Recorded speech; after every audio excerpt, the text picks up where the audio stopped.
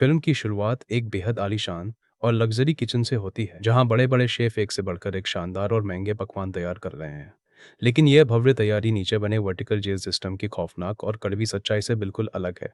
इसके बाद हमें कंक्रीट से बनी एक अजीब सी बहुमंजिला इमारत दिखाई जाती है, जिसे वर्टिकल सेल्फ मैनेजमेंट सेंटर या सीधे शब्दों में पिट यानी एक गहरा गड्ढा कहा जाता है।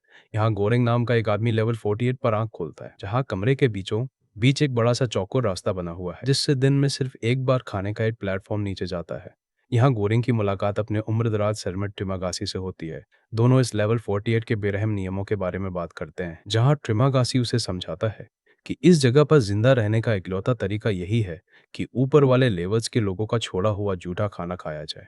ट्रिमागासी बातचीत के इस सख्त सिस्टम को समझाते हुए कहता है कि नीचे वालों से बात करना हमारी शान के खिलाफ है और ऊपर वाले हमारी बात कभी सुनेंगे नहीं। तभी वहां लगी रेड लाइट बंद होती है और ग्रीन लाइट जल उठती है, जिसका मतलब था कि खाने का प्लेटफॉर्म आ चुका है, जो ऊपर वालों के खाए हुए गंदे जूठे टुकड़ों से भरा हुआ था। ट्रिमागासी को उस गंदे और बिखरे हुए जूठे खाने पर भूखों की तरह टूटते देख गोरेंग को अंदर से घिन आने लगती है। साफ सफाई और इंसानियत के इस घटिया स्तर को देखकर गोरेंग शुरू में उस खाने को हाथ लगाने से भी मना कर देता है और अपनी शराफत बनाए रखने के लिए भूखे रहना चुनता है। इस पर ट्रिमागासी गोरेंग को यहाँ खाना छुपाकर रखने के कड़े नियमों के बारे में चेतावनी देता है। इस जगह पर नए आने वाले लोगों को जल्द ही समझ आ जाता है कि प्लेटफॉर्म के जाने के बाद अगर खाने का एक छोटा सा टुकड़ा भी अपने पास रखा तो कमरे का तापमान जानलेवा हद तक बदल जाएगा। या तो वो बर्फ की तरह जम जाएगा या फिर भट्टी की तरह उबलने लगेगा। बातों बातों में गोरेंग बताता है कि वो एक बड़ी डिग्री पाने के बदले अपनी मर्जी से 6 महीने के लिए इस गड्ढे में आया है। यहाँ अपने साथ सिर्फ एक चीज लाने की इजाजत थी और उसने डॉन क्विक्सोट नाम की एक किताब चुनी थी, जिसे सुनकर ट्रिमागासी को उसकी यह पसंद बेहद बेवकूफ़ी भरी लगती है। एक तरफ जहां गोरेंग अपनी इंसानियत और उसूलों के लिए भूख हड़ताल पर अड़ा रहता है, वहीं दूसरी तरफ ट्रिमागासी अपनी चुनी हुई चीज की तारीफों के पुल बांधता है, जो कि एक बेहद तेज और खुद ब खुद धारदार होने वाला चाकू था, जिसका नाम था सामुराई प्लस। ट्रिमागासी अपनी पुरानी कहानी सुनाते हुए बताता है कि वो यहाँ कोई अपनी मर्जी से नहीं आया, बल्कि गलती से एक इंसान की जान लेने के जुर्म में उसे इस गड्ढे में डाला गया था।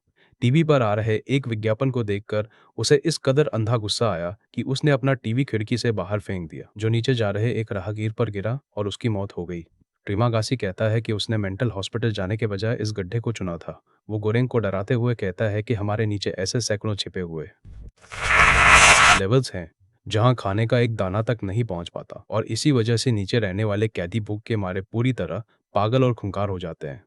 बात करते करते ट्रिमागासी बड़े आराम से अपने सामुराई प्लस चाकू की डरावनी और बेहद तेज धार का प्रदर्शन करता है, जिससे उस छोटे और बंद कंक्रीट के कमरे के अंदर एक खौफनाक सन्नाटा और डर का माहौल बन जाता है।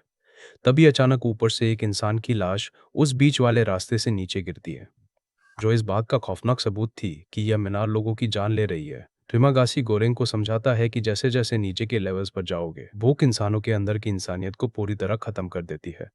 साथ ही वो यह भी बताता है कि अपने इस सफर में वो कई अलग अलग लेवल्स पर रह चुका है।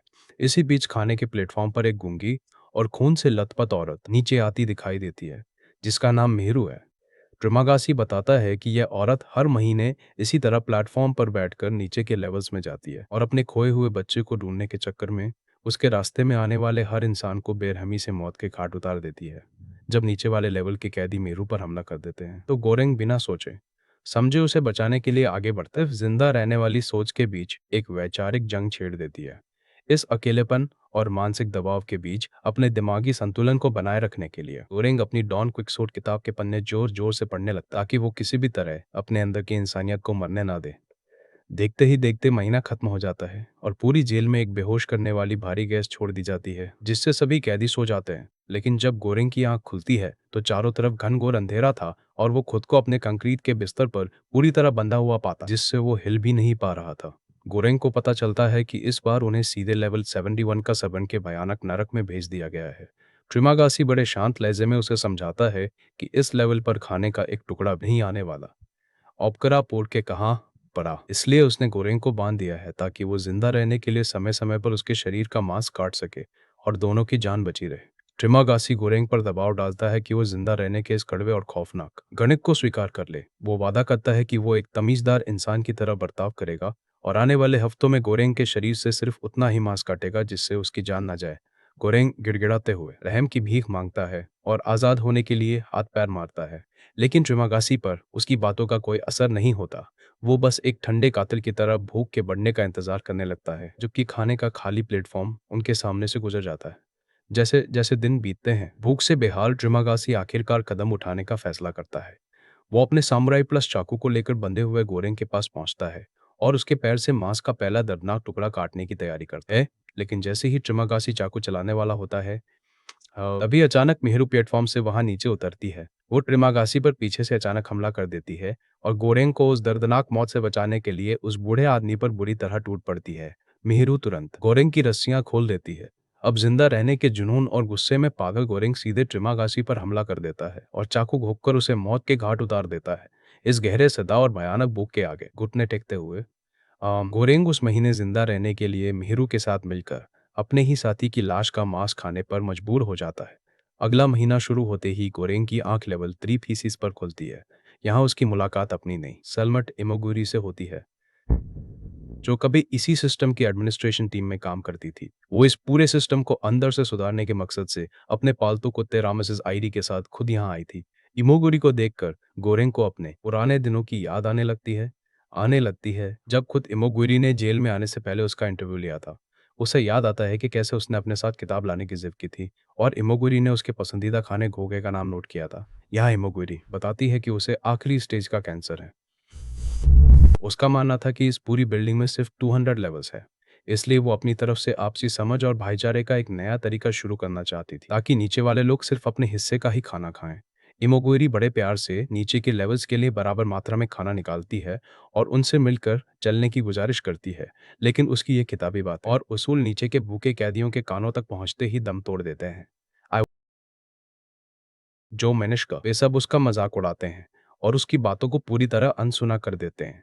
गोरेंग को समझ आ जाता है कि इस नरक में शांति से बात करना बिल्कुल बेकार है, इसलिए वो खुद बीच में आता है और नीचे वाले लेवल के लोगों पर बुरी तरह चिल्लाते हुए धमकी देता है कि अगर उन्होंने इमोगुरी की बात मानकर खाने को सही से नहीं बांटा तो वो हर दिन उनके खाने पर गंदगी कर देगा। गोरेंग की इस घिनौनी और डरावनी धमकी का असर काम कर जाता है और लोग खाना बांटने को राजी हो जाते हैं। इससे यह साबित हो जाता है कि इस जगह का ढांचा ही ऐसा है जो इंसानों के अंदर के भाईचारे को पूरी तरह खत्म कर देता है। जब तक कि उन्हें डराया धमकाया ना जाए। तभी एक दिन मिहिरू बेहद गंभीर हालत में घायल होकर प्लेटफॉर्म से नीचे आती है। इमोगुएरी ममता दिखाते हुए उसकी देखभाल करने की कोशिश करती है, लेकिन भूख से पूरी तरह जंगली हो चुकी मिहिरू अपनी ताकत वापस पाने के लिए अचानक इमोगुएरी के पालतू कुत्ते पर हमला करके उसे मार डालती है और खा जाती है, जिसे देखकर पूर्व अधिकारी इमोगुएरी बुरी तरह सहम जाती है। गोरेंग खून से लथपथ मिहिरू को संभलने में मदद करता है। जिंदा रहने के लिए जानवरों जैसे इस खौफनाक बर्ताव को अपनी आंखों के सामने देखकर इमोगुरी के मन में उस सिस्टम को लेकर जो भी अच्छे विचार थे वो सब पूरी तरह चकनाचूर हो जाते हैं, जिसे उसने खुद बनाने में मदद की थी। फिर से महीना बदलता है और इस बार गोरेंग की आंख लेवल रोएशू के बेहद सुनसान और भयानक अंधेरे में खुलती है तो उसके होश उड़ जाते हैं। ग्लानी और पूरी तरह से उम्मीद खो चुकी इमोगुरी ने कमरे के एक कोने में फंदे से लटककर खुदकुशी कर ली थी। लेवल 22 पर खाने की एक बूंद तक नहीं थी और भूख की तड़प में गोरेंग धीरे धीरे अपना दिमागी संतुलन खोने लगता है। जहां उसे बार बार मरे हुए ट्रिमागासी के भूतिया भ्रम दिखाई देते हैं। आखिरकार उस महीने जिंदा बचने के लिए वो इमोगुरी की लाश का मांस खाने पर मजबूर हो जाता है। इस भयानक जुर्म और मानसिक खौफ के बोझ तले गोरेंग का दिमाग पूरी तरह टूट जाता है। वो पागलपन की गहराइयों में डूबता चला जाता है और अपनी उसी पुरानी किताब डॉन क्विक्सोट की लाइनें बड़बड़ाने लगता है, जबकि उसके आसपास की सच्चाई पूरी तरह बदल चुकी थी। अगले महीने गोरेंग किस्मत से सीधे लेवल 6 पर जागता है। यहाँ उसे बहारात नाम का एक बेहद जुनूनी नया सेलमेट मिलता है, जो ऊपर के लेशिस तक पहुंचने की आखिरी उम्मीद में अपने साथ एक मजबूत रस्सी लेकर आया था। बहारात लेवल 5 के लोगों से गुजारिश करता है कि वे रस्सी पकड़कर उसे ऊपर खींच ले, लेकिन मदद करने के बजाय ऊपर बैठे वो अमीर और मतलबी लोग उसके साथ एक घटिया मजाक करते हैं और उसके चेहरे पर ही गंदगी कर देते हैं। इस बेइज्जती से टूटे हुए बहारात को गोरेंग संभालता है। वो उसे ऊपर जाने का इरादा छोड़ने के लिए राजी करता है और उसके सामने एक हैरत अंगेज प्लान रखता है कि क्यों ना वे दोनों हथियारों के साथ खुद प्लेटफॉर्म पर सवार होकर नीचे जाएं और आखिरी मंजिल तक हर किसी को बराबर खाना बांटे। गोरेंग और बहारात लोहे के भारी पाइप हाथ में लेकर खुद को तैयार करते हैं सबकॉन्शियस और इस बार ताकत के बल पर खाना बांटने का फैसला करते हैं, ताकि नीचे के जिन लेवल्स को हमेशा नजरअंदाज किया गया उन्हें भी भरपेट भोजन मिल सके। सफर के दौरान उन्हें एहसास होता है कि उन्हें एक ऐसे दमदार प्रतीक की जरूरत है, यानी एक ऐसा आलीशान पकवान जिसे कोई हाथ भी ना लगाए और वो बिल्कुल सही सलामत लेवल 0 पर वापस पहुंचे, ताकि ऊपर बैठे आकाओं को इंसानी बगावत का एक तगड़ा मैसेज मिल सके। इसके लिए वे एक खूबसूरत पन्ना कोट्टा डेजर्ट को चुनते हैं और उसकी हिफाजत करने का जिम्मा लेते हैं। जैसे जैसे प्लेटफॉर्म अंधेरे लेवल से होता हुआ नीचे गिरता है, गोरेंग और बहारात का सामना भूखे भेड़ियों जैसे कैदियों से होता है। वे उन जंगली हो चुके लोगों को बेरहमी से पीटकर पीछे धकेलते हैं, जो खाने को अकेले हड़पने की कोशिश कर रहे थे। नीचे के एक फ्लोर पर उनकी मुलाकात एक समझदार बुजुर्ग से होती है जो अपनी आखिरी सांसें गिन रहा था। वो उन्हें समझाता है कि सिर्फ मारपीट करना कोई मैसेज नहीं होता। वो कहता है कि अगर तुम्हें अपनी बगावत साबित करनी है तो उस पन्ना कोट्टा को बिल्कुल साफ और अछूता रखना होगा, तभी वो तुम्हारा असली प्रतीक बनेगा। वे अपना यह खतरनाक सफर जारी रखते हैं और भूख से तड़पते कैदियों की पागलों जैसी भीड़ से लोहा लेते हुए उस नाजुक पन्ना कोट्टा को किसी भी तरह खाए जाने से बचाए रखते हैं। लेकिन इसकी उन्हें भारी कीमत चुकानी पड़ती है। जैसे जैसे वे नीचे के नरक जैसे लेवल्स में बढ़ते हैं, वहां मची भयानक हिंसा और अफरा तफरी के बीच कोरेंग और भारत दोनों ही खून से लथपथ और गंभीर रूप से जख्मी हो जाते हैं। देखते ही देखते प्लेटफॉर्म लेवल 250 को भी पार कर जाता है, जिससे एडमिनिस्ट्रेशन का ये दावा पूरी तरह झूठा साबित हो जाता है कि जेल में कम लेवल्स हैं। वे एक ऐसे घने अंधेरे और खामोश सन्नाटे में समा जाते हैं जहां जिंदगी का कोई नामो निशान भी नजर नहीं आ रहा था। हाँ, वे अपनी आंखों के सामने मेहरू को कुछ खूंखार कैदियों के हाथों बेरहमी से मरते हुए देखते हैं। उसे बचाने के चक्कर में गोरेंग और बहारात एक अंधाधुंध खूनी खेल खेल बैठते हैं, जिसमें बहारात को ऐसी जानलेवा चोटें आती है कि उसका खून बहना बंद ही नहीं होता। आखिरकार वो प्लेटफॉर्म इस पूरे गड्ढे के सबसे आखिरी छोर यानी लेवल 323 पर आकर रुक जाता है। दम तोड़ रहा बहारात उस घनघोर अंधेरे कमरे के फर्श पर गिर पड़ता है। तभी लेवल 333 पर एक बिस्तर के नीचे गोरेंग को एक ऐसा हैरान करने वाला राज मिलता है, जिसे देखकर उसे यकीन नहीं होता। वहां अंधेरे में एक छोटी साफ सुथरी लेकिन भूख से बेहाल लड़की छिपी हुई थी। वो असल में मेहरू की बेटी थी, जो इस बात का जिंदा सबूत थी कि इस काल कोठरी की गहराइयों में भी एक बच्चा जिंदा बच गया है। उस मासूम बच्ची को भूख से तड़पता देख गोरेंग और आखिरी सांसें ले रहे बहारात को समझ आ जाता है कि इस बच्ची की जान बचाना उनके उस खाने वाले प्रतीक से लाख गुना ज्यादा जरूरी है। वे बिना किसी झिझक के वो पन्ना कोट्टा उस भूखी बच्ची को खिला देते हैं। भाई, यहाँ गोरेंग को एक बहुत बड़ी बात समझ आती है कि वो पन्ना कोट्टा कभी कोई मैसेज था ही नहीं। यह बच्ची खुद ही सबसे बड़ा और असली मैसेज है, जो इस खौफनाक नरक के बीच भी अपनी मासूमियत के साथ जिंदा बच निकलने में कामयाब रही। इसके तुरंत बाद बहारात अपने जख्मों के आगे दम तोड़ देता है और लेवल 323 के उसी सन्नाटे में हमेशा के लिए सो जाता है, जिससे गोरेंग अब उस छोटी बच्ची के साथ बिल्कुल अकेला रह गया था। गोरेंग उस लड़की को लेकर खाली हो चुके प्लेटफॉर्म पर सवार हो जाता है, जो अब बहुत तेजी से वापस ऊपर लेवल 0 की तरफ जाने के लिए तैयार था, ताकि ऊपर बैठे अधिकारियों तक ये संदेश पहुंचाया जा सके। प्लेटफॉर्म सबसे आखिरी मंजिल के नीचे बने एक अनंत अंधेरे में जाकर रुकता है। गोरेंग प्लेटफॉर्म से नीचे उतरने की तैयारी करता है और इस सफर में उसका साथ देने के लिए उसके सामने ट्विमागासी का एक शांत सा साया खड़ा होता है।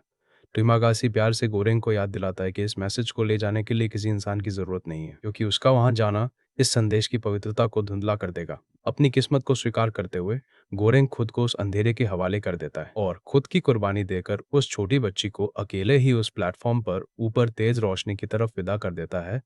और इसी के साथ यह कहानी यहीं खत्म हो जाती है।